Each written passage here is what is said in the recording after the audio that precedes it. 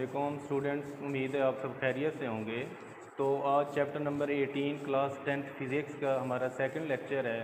First lecture जो है ना हमने स्टडी किया था टॉपिक नंबर 18.1, 2 और 3 को डिस्कस किया था। आज का जो हमारा टॉपिक है वो 18.4 है, जो कि न्यूक्लियर ट्रांसम्यूटेशन है और ये बहुत इंपॉर्टेंट क्वेश्चन है, ठीक है, जो कि लॉन्ग क्वेश्चन भी आया हुआ है लास्ट टाइम। दूसरा ये है स्टूडेंट्स, जो मेन बात है कि जितने भी इस टॉपिक के जो शॉर्ट क्वेश्चन हैं उनको मैं साथ साथ डिस्कस करूंगा।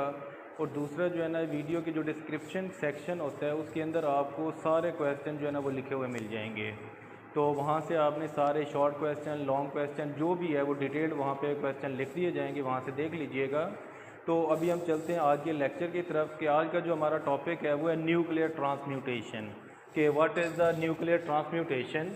तो न्यूक्लियर ट्रांसम्यूटेशन स्टूडेंट आपके पास एक ऐसा प्रोसेस है जिसके अंदर, और ये स्पॉन्टेनियस प्रोसेस होता है। क्या होता है? स्पॉन्टेनियस प्रोसेस है जिसके अंदर अनस्टेबल जो आपके पास पेरेंट न्यूक्लियाई होते हैं, क्या होते हैं? अनस्टेबल जो पेरेंट न्यूक्लियाई होते हैं वो किसके अंदर कन्वर्ट होते हैं? स्टेबल डॉटर न्यूक्लियाई के अंदर। किसके अंदर? स्टेबल डॉटर न्यूक्लियाई जो है उनके अंदर ये कन्वर्ट होते हैं। इस प्रोसेस को हम क्या कहते हैं? स्पॉन्टेनियस प्रोसेस जो है इसको हम न्यूक्लियर ट्रांसम्यूटेशन कहते हैं। न्यूक्लियर ट्रांसम्यूटेशन, न्यूक्लियर का मतलब है कि न्यूक्लियस, ट्रांसम्यूटेशन हम कहते हैं तब्दीली को। क्या है? न्यूक्लियस का तब्दील होना जो है, ठीक है, जो कि आपके पास अनस्टेबल जो न्यूक्लियाई से क्या है, स्टेबल न्यूक्लियाई के अंदर जो कन्वर्जन है, इस प्रोसेस को हम क्या कहते हैं? न्यूक्लियर ट्रांसम्यूटेशन कहते हैं। और ये जो न्यूक्लियर ट्रांसम्यूटेशन या आपके पास ये जो अनस्टेबल जो पेरेंट न्यूक्लियाई का स्टेबल डॉटर न्यूक्लियाई के अंदर जो कन्वर्ट होने का प्रोसेस है, ये 3 वे से होता है। एक हमारे पास इसके 3 वेज हैं। एक आपके पास है अल्फा डीके होता है, दूसरा आपके पास स्टूडेंट्स बीटा डीके, और थर्ड जो है वो आपके पास आ जाएगा गामा डीके। क्या है स्टूडेंट्स? Gamma DK. ये 3 हमारे पास ऐसे प्रोसेस हैं जिनके ज़रिए से आपके पास क्या होते हैं कि न्यूक्लियर ट्रांसम्यूटेशन का जो प्रोसेस है, ठीक है, वो कंप्लीट होता है। तो ये इन तीनों को भी हम अभी डिस्कस करेंगे कि इनका अल्फा डीके में क्या होता है, बीटा डीके में क्या होता है, गामा डीके में क्या होता है। और इसके अलावा इन तीनों की प्रॉपर्टीज़ हमारे पास अल्फ़ा बीटा गामा जो रेज़ हैं उनके डिस्कस करेंगे कि उनकी प्रॉपर्टीज़ क्या होती हैं। उसके अलावा कौन कौन से एलिमेंट्स हैं जो अल्फ़ा डीके शो करते हैं, गामा डीके या बीटा डीके शो करते हैं, उनको भी हम अभी डिस्कस करेंगे। उसके अलावा इनकी प्रॉपर्टीज़ के अंदर जो हमारे पास आयोनाइजिंग इफेक्ट है, पेनिट्रेटिंग पावर है, कम किसकी है, ज़्यादा किसकी है, अगर कम है तो कम क्यों है, ज़्यादा है तो वो डिस्कस करते हैं नेक्स्ट में। तो अभी आपके पास स्पॉन्टेनियस का क्या था कि simply conversion of the unstable जो पेरेंट एलिमेंट हैं न्यूक्लियाई हैं उनको स्टेबल डॉटर एलिमेंट में कन्वर्ट करने का जो स्पॉन्टेनियस मतलब खुद ब खुद होने वाला जो प्रोसेस है, इसको हम क्या कहते हैं? न्यूक्लियर ट्रांसम्यूटेशन कहते हैं। तो ये 3 वे से होती है। अब हम चलते हैं इनके 1 बाय 1 जो है ना, अल्फा डीके, ठीक है, उसके बाद जो आपके पास बीटा डीके और गामा डीके जो है ये किस तरीके से होगी, इनकी जनरल इक्वेशन को डिस्कस करते हैं। तो सबसे पहले स्टूडेंट आपके पास है अल्फा डीके। क्या है? Alpha decay. अल्फा डीके के अंदर इसका जो जनरल इक्वेशन है कि क्या होता है कि देखिए एक्स आपके पास लेट करें अनस्टेबल, ये पेरेंट एलिमेंट होते हैं। हमेशा याद रखिएगा स्टूडेंट, लेफ्ट साइड पे जितने भी हैं ये आपके पास क्या होते हैं? अनस्टेबल एलिमेंट्स हैं, ठीक है। और राइट साइड पे जितने भी हमारे पास हैं ये सारे क्या हो गए हैं? स्टेबल हो गए हैं। क्या हो गए हैं? ये सारे आपके पास क्या हो गए हैं? स्टेबल एलिमेंट हो गए हैं by emitting the different type of the radiation and the energy. तो इसका जनरल क्या है? X A Z. Z student होता है एटॉमिक नंबर, ऊपर वाला क्या होता है आपके पास? एटॉमिक मास होता है। जब भी अल्फा डीके होगा, बेसिकली अल्फा आपके पास ना हीलियम के न्यूक्लियाई होते हैं। हीलियम मतलब He आपके पास 4 एटॉमिक मास है, 2 एटॉमिक नंबर है। जो भी एलिमेंट होगा उसमें से क्या होगा? एटॉमिक मास जो है ना वो क्या होगा? 4 जो है ना वो डिक्रीज हो गया और एटॉमिक नंबर 2 डिक्रीज होगा। और साथ ही हमारे पास क्या हो गया? हीलियम बनेगा और साथ जो है ना कुछ अमाउंट ऑफ एनर्जी यहाँ से रिलीज होगी। तो इसके अंदर स्टूडेंट आपके पास क्या है कि इसकी जो एग्जांपल है वो आपके पास है रेडियम। क्या है? रेडियम, जिसका एटॉमिक मास 226 है और एटॉमिक नंबर जो है वो 88 है। तो यहाँ से रेडियम जो है ये एक अनस्टेबल न्यूक्लियाई है। तो ये किस में कन्वर्ट होता है? रेडॉन में। किस में होता है? रेडॉन के अंदर, जो कि स्टेबल है। अब यहाँ से अगर आप चेक करें तो यहाँ पे आपके पास जो एटॉमिक मास है वो कितना हो जाता है 222 हो जाता है, 222 मतलब 4 कम हो जाएगा। और 88 एटॉमिक मास था, ये कितना हो जाएगा 86 हो जाएगा, 2 कम हो जाएगा। ठीक है, तो ये बन जाएगा रेडॉन, ये स्टेबल है। और ये हीलियम और ये जो आपके पास है ये साथ जनरेट होंगे। ये इसकी पहचान होती है स्टूडेंट कि अगर आपके पास इक्वेशन गिवन हो, पूछा जाए अल्फा डीके है, बीटा डीके है या गामा डीके है, अगर तो आपके पास हीलियम मौजूद है तो इसका मतलब है वो आपके पास कौन सा है, अल्फा डीके है। तो ये इसकी जनरल इक्वेशन और एक एग्जांपल है। और उसके अलावा स्टूडेंट्स इनके अंदर क्या है कि नेक्स्ट आपके पास है beta decay. Beta decay student, beta basically आपके पास इलेक्ट्रॉन्स होते हैं। बीटा पार्टिकल जो है ना ये क्या होते हैं, नेचर वाइज अगर हम देखें तो ये क्या होते हैं, इलेक्ट्रॉन्स होते हैं। ठीक है, इलेक्ट्रॉन आपको पता है उसके ऊपर क्या होता है, ये इसकी हमारे पास पहचान होती है, ये इलेक्ट्रॉन है। अगर आपके पास इक्वेशन गिवन हो तो उसके अंदर क्या होगा, ये वाली इक्वेशन हो तो इसका मतलब है बीटा डीके है। अब इसकी जनरल इक्वेशन क्या है, लेट करें हमारे पास जो अनस्टेबल एलिमेंट है, पेरेंट है, वो जेड है, ये जनरल इक्वेशन है। तो इसके अंदर इसका एटॉमिक मास स्टूडेंट चेंज नहीं होगा। क्या होगा, एटॉमिक मास इसका चेंज नहीं होगा, बल्कि एटॉमिक जो नंबर है क्या है स्टूडेंट, इसके अंदर आपके पास क्या होगा, जो एटॉमिक नंबर है वो क्या हो जाएगा, एक इंक्रीज हो जाएगा। क्या हो जाएगा, इंक्रीज हो जाएगा। तो ये आपके पास है और साथ ये इलेक्ट्रॉन और एनर्जी रिमूव हो जाएगी। बेसिकली इलेक्ट्रॉन ये शो करते हैं बीटा पार्टिकल को। किसको शो करते हैं, बीटा पार्टिकल को ये शो करते हैं। तो ये आ जाएगा। इसकी अगर हम एग्जांपल बात करें तो कार्बन का जो हमारे पास थर्ड आइसोटोप होता है, कार्बन 12, 13, 14 होता है ना, तो इसके अंदर जो कार्बन 14 है हमारे पास, ठीक है, इसके अंदर अगर देखें तो ये किस में कन्वर्ट होता है, ये अनस्टेबल है। क्या स्टूडेंट, ये अनस्टेबल है, तो ये नाइट्रोजन में कन्वर्ट होता है। ठीक है, देखें एटॉमिक मास इसका 14 है, इसका भी 14 है, लेकिन देखें इसका कार्बन का कितना था, 6 था एटॉमिक नंबर, यहाँ पे कितना हो जाएगा 7। ठीक है, तो एक इंक्रीज हो जाएगा। तो यहाँ पे आपके पास क्या आ जाएगा, ये इलेक्ट्रॉन और एनर्जी यहाँ से रिलीज हो जाएगी। उसके बाद नेक्स्ट आपके पास है स्टूडेंट, ये आपके पास है गामा डीके। क्या है, गामा डीके। देखिए गामा जो पार्टिकल होते हैं स्टूडेंट, उनके ऊपर कोई चार्ज नहीं होता, ना ही पॉजिटिव ना ही नेगेटिव। इनके ऊपर क्या होता है, सिर्फ और सिर्फ आपके पास क्या होता है, ये न्यूट्रल एलिमेंट्स होते हैं।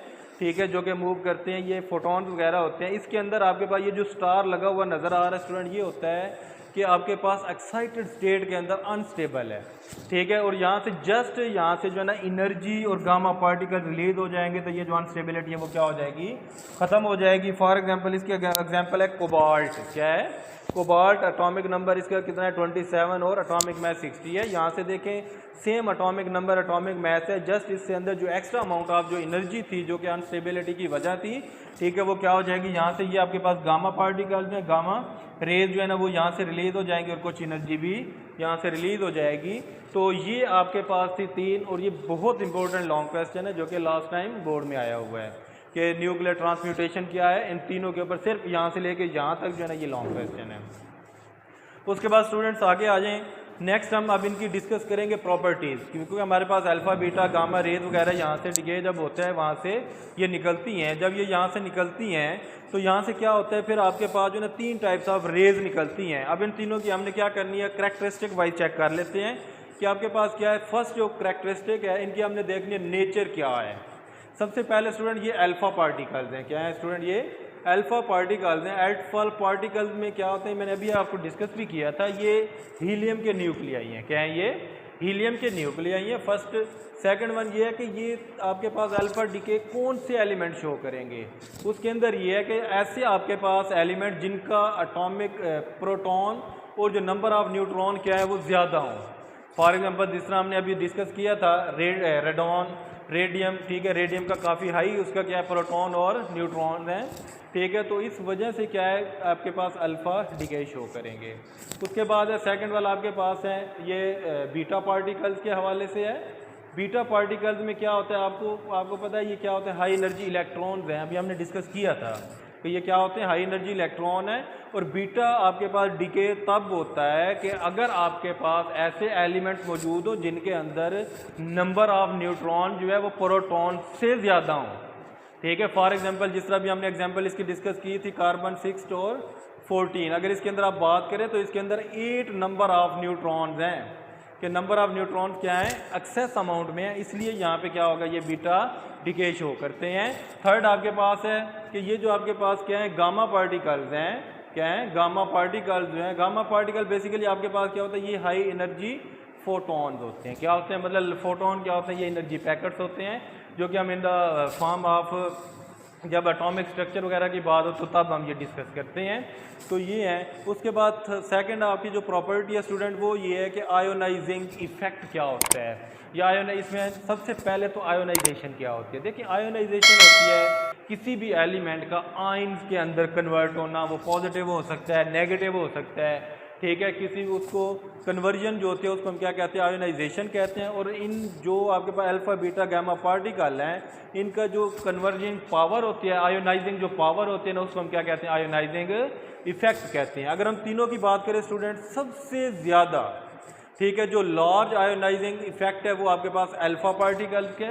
रीज़न ये है कि इनके ऊपर जो क्या है कि आपके पास जो पॉजिटिव चार्जेस जो होते हैं ना वो ज़्यादा होते हैं, जिसकी वजह से जो है ना इनका जो दूसरे बॉडीज़ है उनके साथ इंटरेक्शन ज़्यादा होती है, जिसकी वजह से आयोनाइजिंग इफेक्ट ज़्यादा है। बीटा पार्टिकल का काम है, और सबसे काम जो है ना वो किसका है, गामा पार्टिकल्स का होता है।